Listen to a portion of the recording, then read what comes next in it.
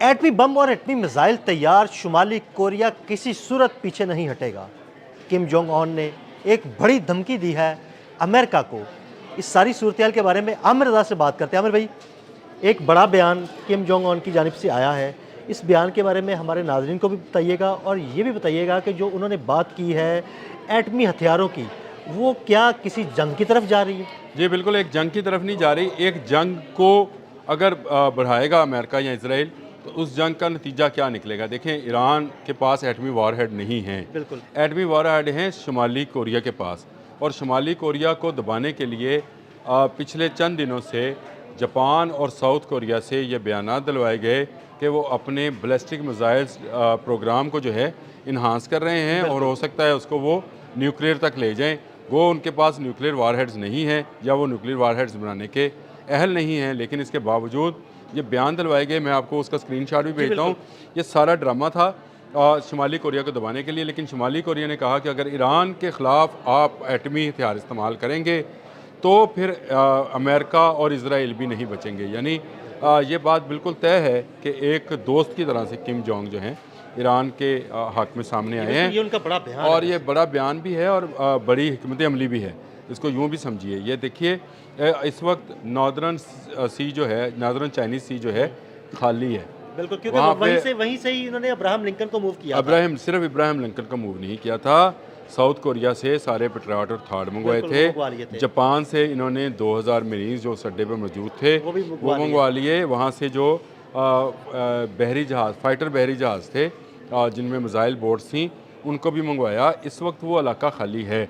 इसके बाद उन्होंने किम जोंग को डराने के लिए एक नया थ्योरी घड़ी कि जापान और जो जनूबी कोरिया है ये शुमाली कोरिया से ख़तरा है, लिहाजा वो।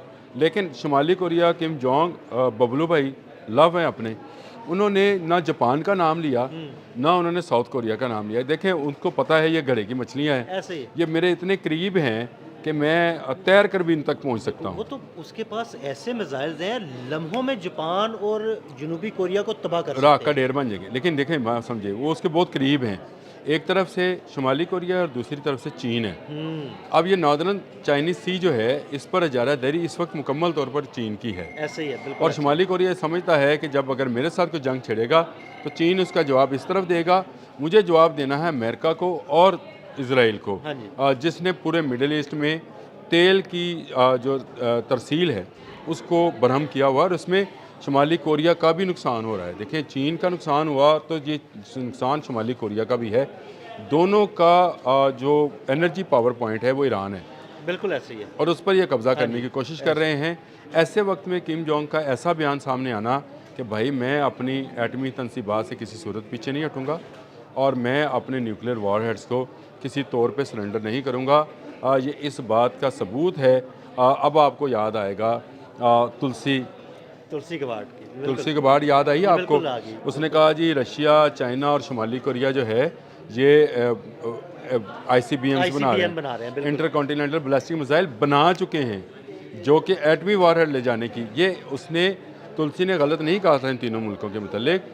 ये तीनों मुल्क जो हैं वो तैयार बैठे हैं कि अगर ईरान के ख़िलाफ़ कोई भी न्यूक्लियर जो है कोशिश की गई। देखें, न्यूक्लियर से मुराद अब आप वो हिरोशिमा नागासाकी ना लिया कीजिए।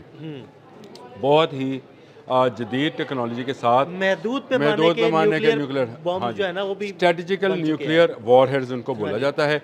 100, 200, 300 किलोमीटर। इसमें जो मुल्क शामिल है, अल्हम्दुलिल्लाह मेरा पाकिस्तान भी शामिल है। दुनिया के चंद ममालिक है जिनके पास ये स्ट्रेटेजिकल न्यूक्लियर वॉरहेड्स हैं, छोटे वॉरहेड्स हैं, जिनमें पाकिस्तान भी शामिल है, अमेरिका भी शामिल है, रशिया भी शामिल है।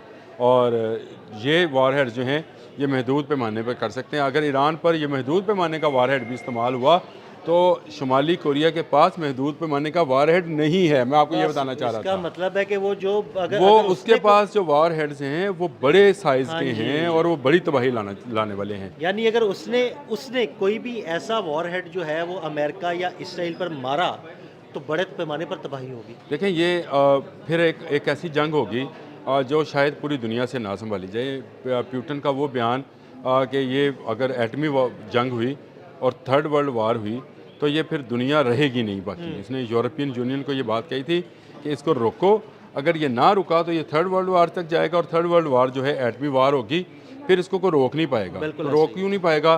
देखें, एक तरफ से शुमाली कोरिया के पास ICBM हैं, दूसरी तरफ रशिया के पास ICBM हैं, और हमारी जो इतलात हैं, जिस पर मैंने एक व्लॉग भी किया था, आपके साथ ही किया था शायद, उसमें मैंने बताया था कि ईरान ने भी ICBM का तजर्बा किया है, तजर्बा किया साइबेरिया में फेंका था। अब अगर ये बात है तो फिर ईरान के पास भी इतना यूरेनियम मौजूद है जिससे 10 एटम बम बनाए जा सकते हैं, यानी एटमी वॉरहेड्स बनाए जा सकते हैं।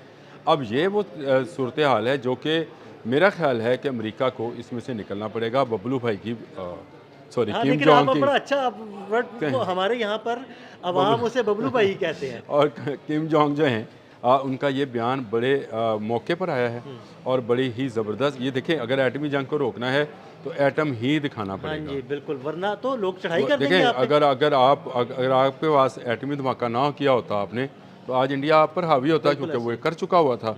हमने कर दिया एटमी धमाके, तो उसके बाद अब पूरी दुनिया की नज़रें पाकिस्तान और इंडिया पर हैं कि यार इनकी जंग जो है कहीं एटमी जंग में तब्दील ना हो जाए।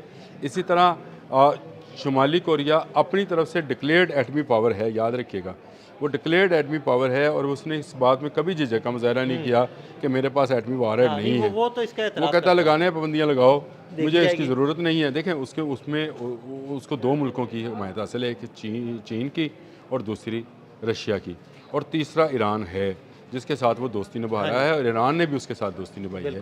तो इसका मतलब ये हुआ कि ये एक अलग से ब्लॉक जो है मौजूद है, और ये ब्लॉक इतना मुतहद है कि एक पर जो भी हमला जो है एटमी हमला हुआ तो ये तीनों मुल्क मिलकर जो है उस एटमी हमले का जवाब देंगे। अगर भाई बबलू भाई के इस बयान से मैंने जो एज्यूम किया ना, उसका मतलब सीधा सीधा यह है कि भाई मैं ईरान के साथ खड़ा हूँ, कोई कुछ कर सकता है तो करके दिखाए। देखें, ईरान के साथ भी खड़ा है, दूसरा वो अपने साथ भी खड़ा है। आपने दिल साहब पिछले दिनों ये बयान देखा होगा जो कहा गया था कि ईरान के बाद, मैंने आपको वो स्टोरी सच मैंने भेजी भी हुई है कि ईरान के बाद शुमाली कोरिया की बारी है। ये अमेरिकन थिंक टैंक्स जो हैं वो ये कह रहे थे कि ईरान फतह करने के बाद, जो कि उनका ख्वाब ही रह गया, ईरान फतह करने के बाद हमारा अगला हदफ जो है शुमाली कोरिया होगा, और फिर हम शुमाली कोरिया पर चढ़ाई करेंगे। लेकिन उसी दिन, जिस दिन ये बयान आया, उसी दिन बबलू भाई ने 10 मिसाइल जो हैं नए, उनका तजर्बा किया। कहाँ पे? जहाँ पे साउथ कोरिया के साथ मिलकर अमेरिकन मशक़ें होने वाली थी, और अब साउथ 10 मिसाइल उससे समंदर में फेंके जापान की सरहद के करीब, जहाँ इन्होंने मशक़ें करनी थी, और उसके बाद उन मशक़ों को मुलतवी कर दिया गया था। तो ये जो है किम जोंग, बबलू भाई जो हैं, ये इस वक्त एक, मैं ये समझता हूँ, दुनिया को एटमी जंग बचाने के लिए सामने आए हैं, और उन्होंने अगर एटमी वॉरहेड इस्तेमाल करने का कहा है तो उसके ICBM इस काबिल हैं कि वो अमेरिका के हर शहर में पहुँच सकते हैं। तो अमेरिका ये मत समझे कि वो ईरान इस वक्त तनहा खड़ा है, ईरान के पीछे बड़ी कुव्वतें आकर खड़ी हो गई हैं, और आहिस्ता आहिस्ता जब अमेरिका के अंदर से भी आवाज़ें आना शुरू हो गई हैं, तो इसका मतलब ये है कि डोनाल्ड ट्रंप अंदर से भी कमज़ोर होते चले जा रहे हैं। मैं रात ही एक स्टोरी बैठा पढ़ रहा था, तो स्टोरी के अंदर था कि अमेरिकन आर्मी जो है उसकी ताकत तेज़ी से कम हो रही है। तो इसका मतलब ये था कि उसका असला भी कम हुआ है और उसका मोराल भी नीचे गया है। यानी अब आप ईरान जैसे मुल्क पर भी अभी 1 इंच जो है ज़मीन हासिल नहीं कर सके। आप ज़रूर मिसाइल बरसा रहे हैं, 69 लोगों को शहीद कर रहे हैं, लेकिन उसका जवाब ईरान इस तरह से दे रहा है जिसने बता दिया कि जंग में पहले 2 दिनों में जो आप कह रहे थे कि उसकी तमाम मिसाइल बैटरीज और मिसाइल सिटीज़ जो हैं वो ख़त्म कर दिए गए, वो ख़त्म नहीं हुए हैं, और ये मिसाइल सिटीज़ जो हैं आज भी मौजूद हैं। इन पर अलग से आज भी इसराइल पर हमले हुए हैं। मैं आपको एक बताऊँ, अगला भी व्लॉग करते हैं, लेकिन उसमें मैं आपको बताऊँगा कि उनके पास कितना ज़हीरा है मिसाइल्स का, और कौन से ऐसे मिसाइल्स भी होंगे जो शायद अभी तक इस्तेमाल भी नहीं हुए। आमिर भाई की नई वीडियो भी आई है मिसाइल शहरों की, उसके बारे में मैंने आपसे तफसीली जी मैंने की है। बहुत शुक्रिया आमिर भाई। आमिर भाई ने आपको बड़ी तफसीलात से आगाह किया। अदील अहमद और आमिर रज़ा को फॉलो करते रहें। अब तक के लिए अल्लाह हाफ़िज़।